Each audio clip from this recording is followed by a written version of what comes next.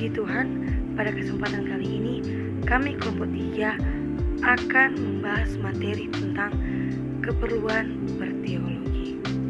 Nah, tapi sebelum itu saya akan menjelaskan apa arti teologi.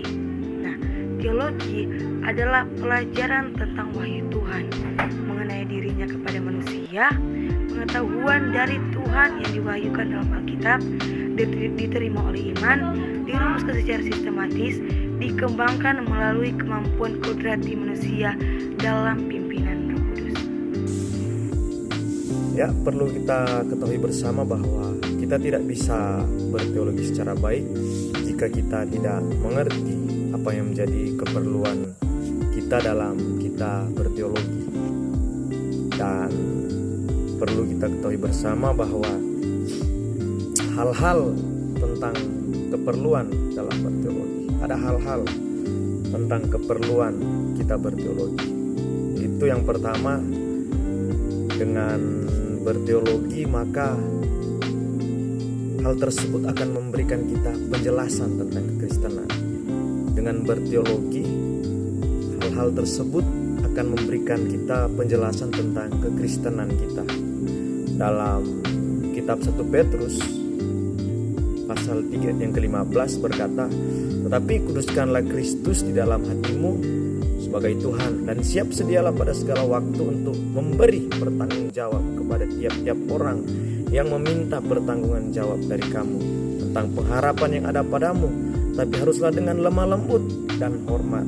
Situ firman Tuhan menjelaskan bahwa kita harus memberikan pertanggungjawab kepada tiap-tiap orang apa yang menjadi ajaran kita, apa yang kita sampaikan tentang kekristenan. Kita harus berikan tanggung jawab. Sebabnya penting kita harus mengetahui hal-hal dalam keperluan berteologi.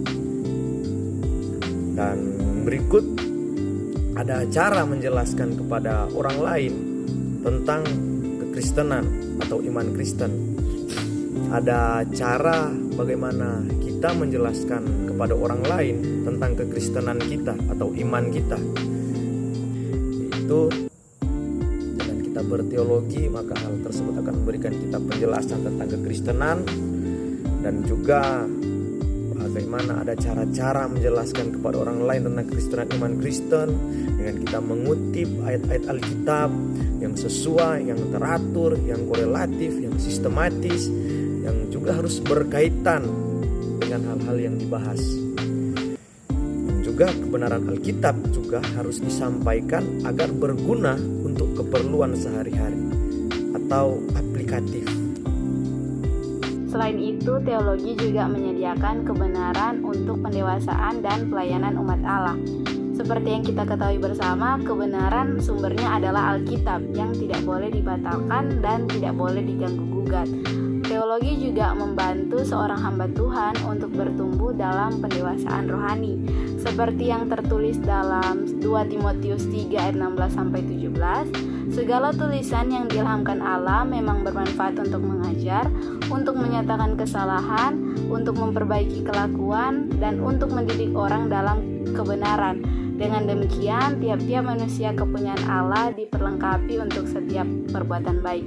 Maka dari itu, sekali lagi, teologi membantu seorang hamba Tuhan dalam pekerjaan gerejawi maupun pelayanan umat Allah. Berikut ini, teologi seseorang akan menentukan relasinya dengan Tuhan. Dalam hal ini, teologi seseorang akan menentukan relasinya dengan Tuhan. Apabila teologinya salah, maka relasi pun salah. Dalam kitab 2 Samuel 24 ayat yang ke-14 berkata, "Lalu berkata Daud kepada Gad, sangat susah hatiku, biarlah kiranya kita jatuh ke dalam tangan Tuhan, sebab besar kasih sayangnya, tetapi janganlah aku jatuh ke dalam tangan manusia." Jadi teman-teman, teologi yang benar itu akan membantu kita untuk kita lebih dekat dengan Tuhan. Poin yang berikut atau slide yang berikut yaitu teologi mempengaruhi pengalaman Kristen. Artinya, apa yang kita alami sebagai orang Kristen atau mengalami firman Tuhan itu ditentukan teologi kita. Apa yang kita dipercayai apa yang kita pahami itu menentukan pengalaman-pengalaman kekristenan kita. Iman kita ialah mempercayai kebenaran, dan teologi itu bagian kita untuk mempercayai kebenaran, dan apa yang kita percaya itu yang akan menentukan apa yang kita alami. Nah, dalam Matius 9 ayat yang ke-29 mengatakan, lalu Yesus menjamah mata mereka sambil berkata, jadilah kepadamu menurut imanmu. Kalau kita tidak mempercayai kebenaran ini, maka kita tidak akan mengalami. Sebab di sini dikatakan jadilah menurut imanmu. Jadi apa yang kita percayai, apa yang kita imani, itu yang akan terjadi dalam kehidupan kita. Atau teologi kita tidak percaya mujizat, maka kita tidak akan mengalami mujizat. Jadi teologi itu juga akan mempengaruhi pengalaman-pengalaman kekristenan. Terakhir ialah teologi itu apa perlunya? Teologi itu perlu karena teologi itu benteng iman. Artinya teologi itu benteng iman kita. Sebagai kita anak-anak Tuhan, sebagai kita orang percaya, kita harus sadar bahwa kita diperhadapkan kepada banyak hal, banyak tekanan, banyak tantangan, ada banyak penyesatan, ada banyak hal yang akan muncul di akhir zaman. Akan muncul guru-guru palsu, agama-agama palsu, ajaran bidat-bidat. Kita akan menghadapi filsafat-filsafat kosong, menghadapi penahanan kebenaran yang disodorkan oleh sains yang kontradiktif dengan firman, dan ini sepertinya masuk dan menantang kita. Tetapi teologi yang benar, teologi yang sehat akan menjadi benteng iman kita untuk menghadapi penyesat-penyesat yang terjadi di akhir zaman.